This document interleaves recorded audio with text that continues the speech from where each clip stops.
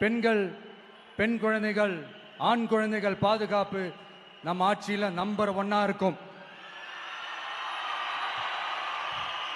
சட்டம் ஒழுங்கு ரொம்ப ரொம்ப ஸ்ட்ரிக்டா இருக்கும்.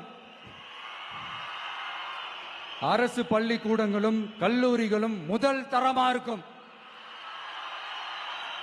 போட்டி தேர்வுகளுக்குன்னு லட்சங்களை கொட்டி தனி கோச்சிங் சென்டர் போய் படிக்க அவசியமே இருக்காது. ஏன்னா கவர்மெண்ட் ஸ்கூல், காலேஜ் சிலபஸே போட்டி தேர்வுகளை ஈஸியா சந்திக்கிற வகையில் அந்த ஸ்டாண்டர்டுக்கு ஏத்த மாதிரி அமைக்கப்படும்.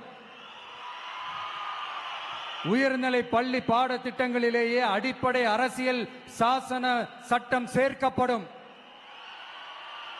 மாநில மற்றும் ஒன்றிய அரசு அலுவலகங்கள், வங்கிகளின் செயல்பாடுகள் மற்றும் அவற்றை அணுகும் முறை குறித்து மாணவர்களுக்கு தெளிவான புரிதலை ஏற்படுத்தும் வகையில் தேர்வுகள் அற்ற செயல்முறை பாடமாக கற்பிக்கப்படும்.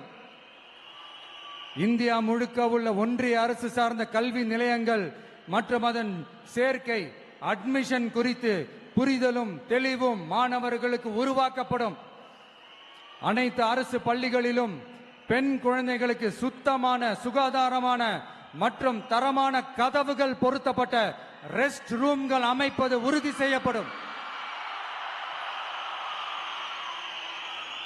போதைப் பொருட்கள் இல்லாத தமிழகம் உருவாக்கப்படும். மாவட்ட கலெக்டர்கள் மற்றும் எஸ்பிக்களில் சரி பாதி பெண்களாக இருக்கும்படி செய்வோம்.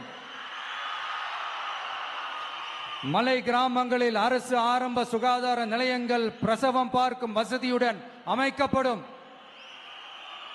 பஸ் போக்குவரத்து இல்லாத கிராமங்கள் மற்றும் மலை கிராமங்களே இல்லை என்ற நிலை உருவாக்கப்படும். ஏற்கனவே அமைப்பு சாரா தொழிலாளர்கள் அமைப்பு இருந்தாலும் ஆட்டோ, டாக்ஸி மற்றும் லாரி டிரைவர்களுக்கென அவர்களின் நலன்களுக்காகவும் குடும்ப நலன்களுக்காகவும் தனியாக நல வாரியம் அமைக்கப்படும். தென் தமிழகம் உட்பட தமிழகத்தின் தேவையான பகுதிகளில் தொழிற்சாலைகள் அமைக்கவும் தொழில் வளம் பெருக்கவும் தனி கவனம் செலுத்தப்படும். விவசாயிகள், மீனவர்கள் மற்றும் நெசவாளர்களின் கருத்துக்களை அறிந்து அவர்களுக்கான திட்டங்கள் காலத்தின் தேவைக்கேற்ப உருவாக்கப்படும்.